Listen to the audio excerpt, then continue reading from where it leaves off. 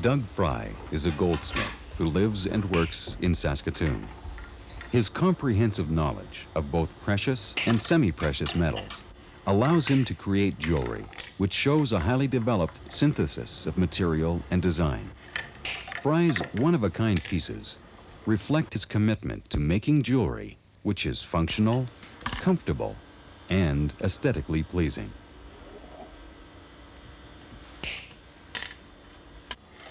I enjoy all of the elements of creating a piece, right from the design element, coming up with the ideas. It's always great to get a new idea and get it down on paper, see how it works. So I enjoy the excitement, although it looks routine because after the design element, each piece has to be manufactured. So there's a great deal of time spent at the bench and in the studio. I still find it new each time when I'm working on individual pieces.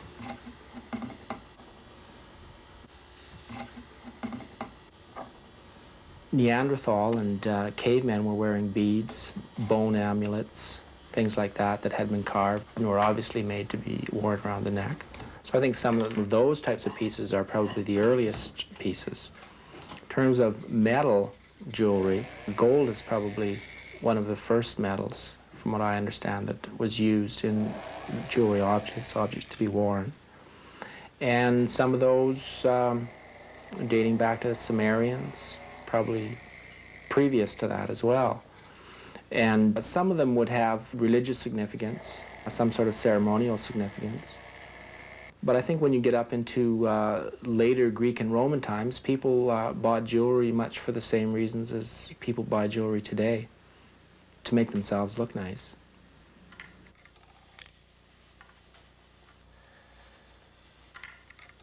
The chains for these particular types of pieces fit in with some of the design elements within the pieces themselves. From a technical point of view or a use point of view, some way we have to have that chain so it articulates, so that it will move on the upper torso as the person moves, so it lays properly. So what we did was put as small as possible of jump rings, little loops between each of the longer elements, so then the chain would move as the individual moved. And the pendant at the bottom will help to pull the chain down from the weight of the pendant itself. But it's important to have the articulation.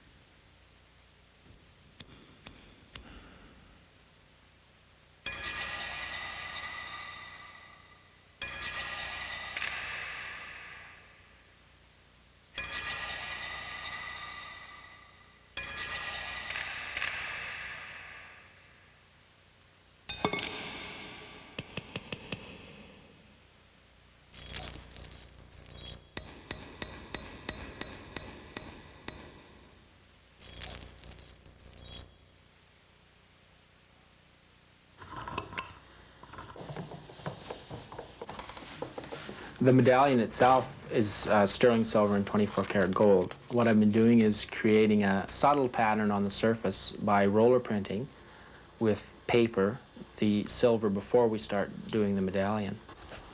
The medallion itself then is relatively simple.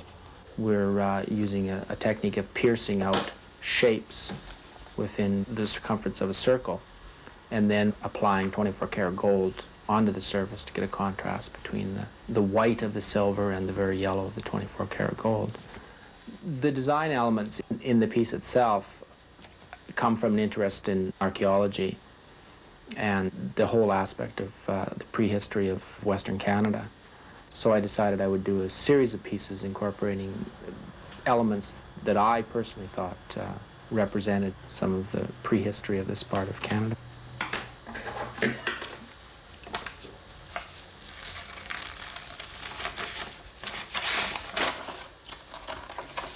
I sometimes will come up with an idea that I can visualize and I can put it down on paper. Other times visualization comes from drawing on the paper. Some pieces I'll make right away. Other pieces, the drawings themselves may be around for 6 months, 8 months before I decide that this piece should be made now, so that I'll go ahead and do it. Some pieces never make it off the paper. They're around, certainly in the scrapbook, but they just never get made into metal.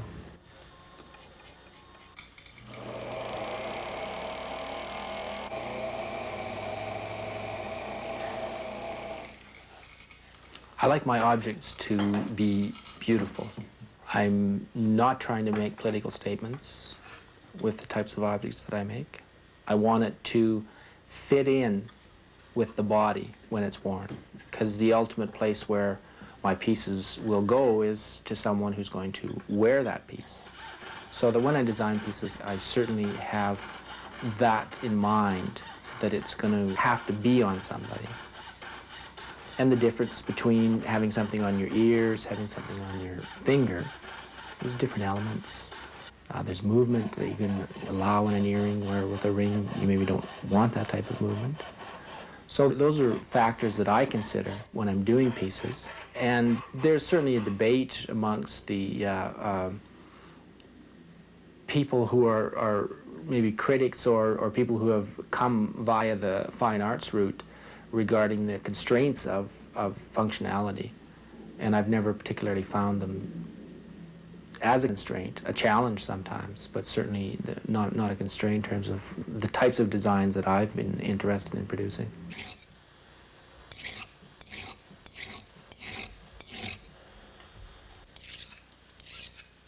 I don't have any problems with mass-produced items if they're well designed.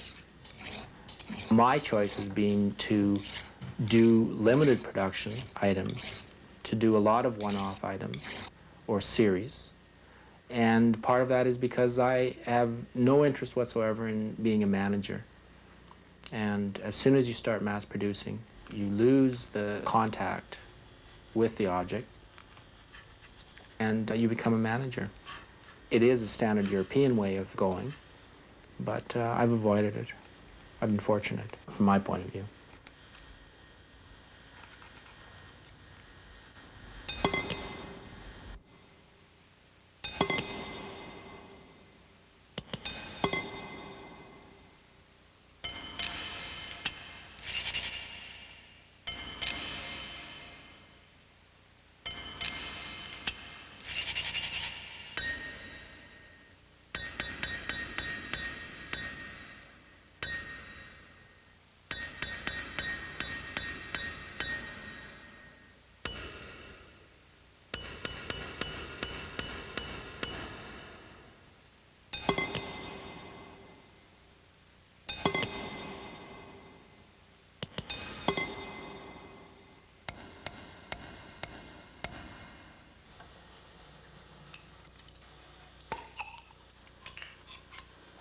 The way I've approached exploring my materials is creating new designs that demand different things of the materials, trying it out to see whether in fact it'll work. But I think initially you have to get a basic understanding of the materials. And then once you understand how the materials react, you can, to a certain extent, predict what's going to happen. I think you can make good pieces of jewelry, well-designed pieces of jewelry with any types of materials. And I think one of the things that happens is that you have to get beyond the fact that a piece is in gold or in some other type of metal and try and use the materials to their best benefit in the design elements that you're trying to put forward. When we've cut out the parts that we're going to cut out of the silver, having already created the pattern on the surface, the roller printing, then the 24-karat gold elements are placed on the surface, and they have to be bent and rubbed on the surface so there's a perfect contact between the surface of the 24-karat and sterling silver.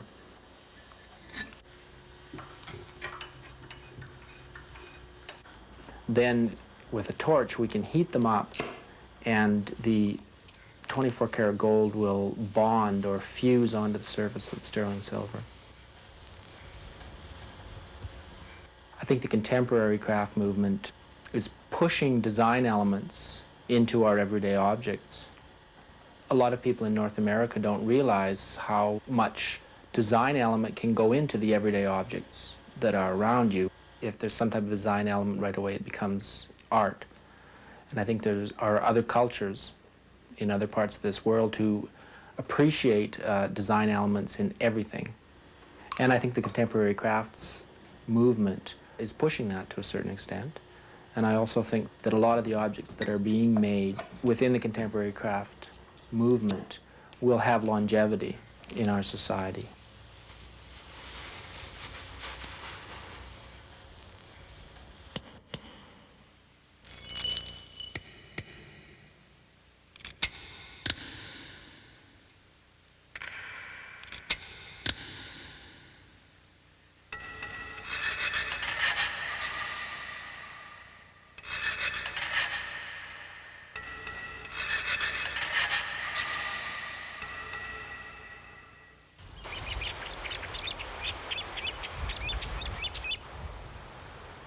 David Goldsmith, a former government employee, has become a devoted maker of scrimshaw, the ancient art of etching on ivory.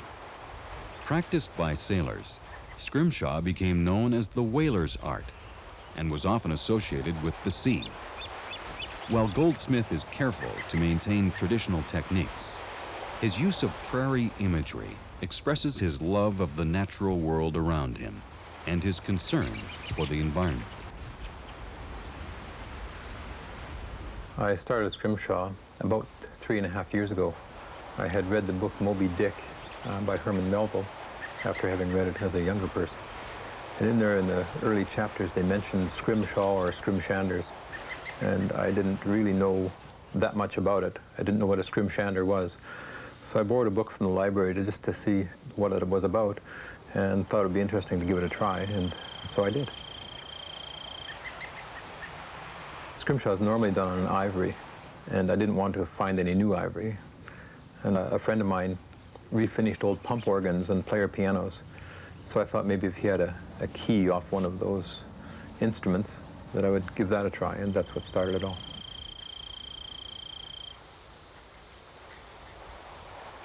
I've doodled a lot in the past. I've been an inveterate doodler in my real job that I was in before. And the doodles I did tended to be detailed, small drawings. And I find that I can keep the perspective and shape of things in position when I'm drawing quite small.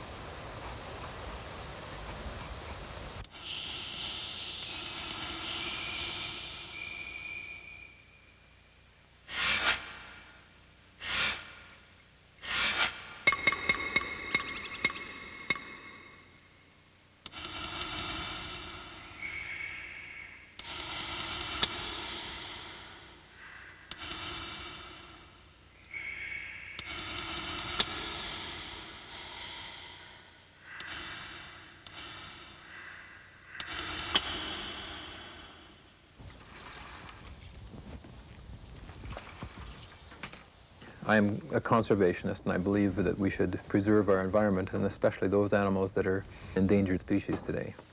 And elephants certainly are numbered high on that list of endangered species.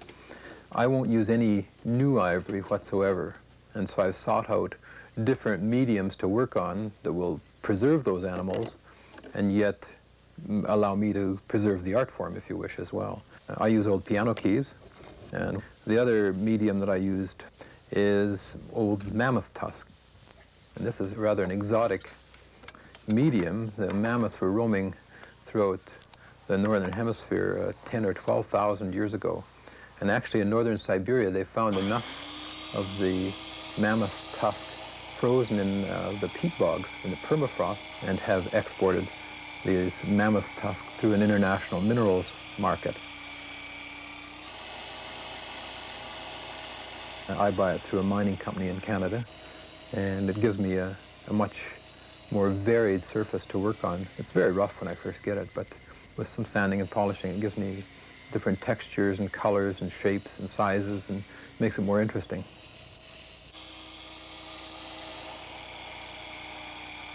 I use a coarse sandpaper of 80 grit, and then I work through successive finer and finer sandpapers, 80 and 120 on the sanding wheel. Then I use 320, 400, and eventually 600 grit sandpaper, which is just smooth. I use that all by hand, bringing the surface to a dull luster, but very, very smooth. Then once I put jeweler's rouge onto a buffing wheel and polish the piece of mammoth tusk that has been sanded to that point, then the polish, the shine just comes up on it. And it's at that point that I first see what the piece of tusk actually looks like, the colors and hues in the ivory.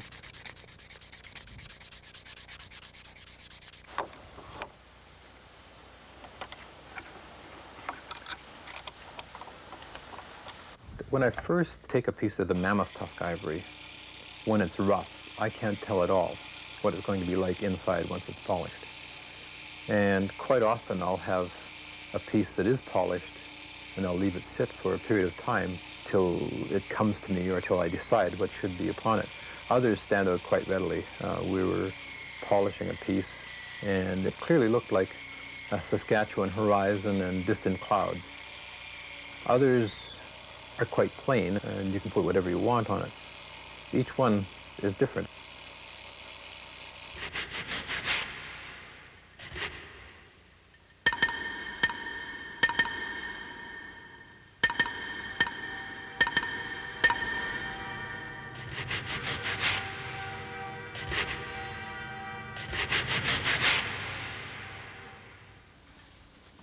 The ivory is like the grain of a tree. Every piece of ivory has a grain in it that's different. The grain runs longitudinally in the ivory, either the mammoth tusk or the piano key.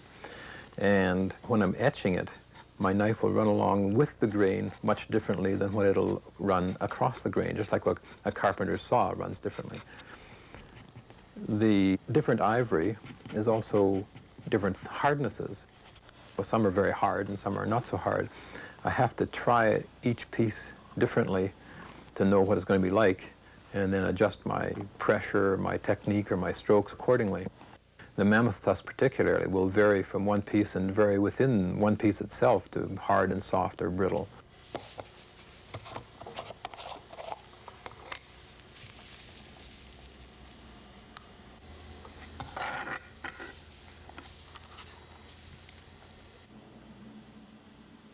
After I've put the ink on the image, I haven't, at that point, fully seen what I've done. And when I'm doing the buffing, as the image actually comes out of the broader expanse of ink, it's like a revelation, and I think, yeah, this is fine, and I enjoy this piece. When I work on a piece of Scrimshaw, I have found in the last 3 years that the pieces that I feel turn out best are the pieces of things that I know. The Saskatchewan prairie scene or the northern loons. Those things are things that I know personally. When I've been asked to do commission work of things that I don't know directly, they come off a little more rigid, perhaps. So when people buy a piece from me, if they say, yes, they can identify with what I've done, and then I feel that I've given them a little piece of myself that I can give again and again. It feels quite fine.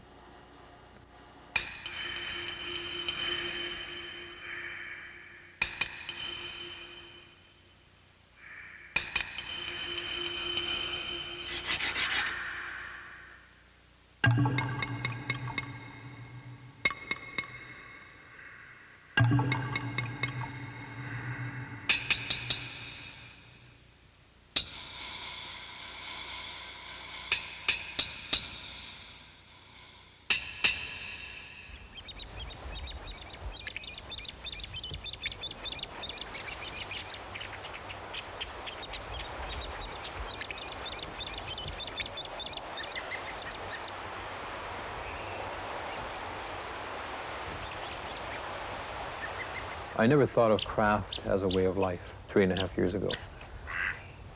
Since starting Scrimshaw, joining the Saskatchewan Craft Council, I have met so many people to whom craft and the production of handmade items is a way of life, and it's a conscious choice as a way of life. I think there's a problem in it's not viewed by many, many people as a profession or a career or something that one would aspire to. That we're taught when we're younger, be a doctor or a lawyer, and there's nothing wrong with those professions at all. But nobody says, when I grow up, I'm going to be a craftsperson. When I grow up, I want to be a potter. When I grow up, I want to be a scrimshander, you know? And perhaps if there were more of that, then young people might say, I might like to do that. I feel creative when I'm 12, maybe I'll do this when I'm 20.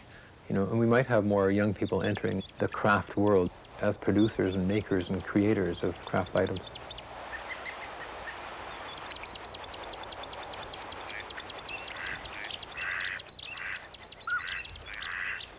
One of the things that I like to do is to be outdoors. Just 5-6 miles from home here in Lumsden is the Valeport Bird Sanctuary. Over at Valeport, there are just hundreds of acres of marshland. The cattails are immense. The water birds are as varied as you can imagine.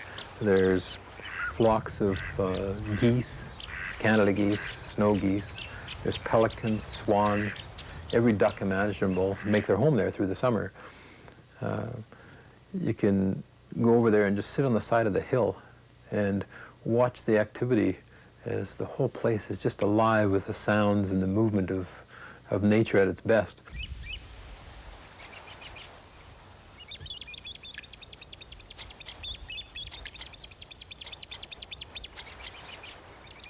Perhaps these things have led me to become interested in pursuing those kinds of images in the Scrimshaw.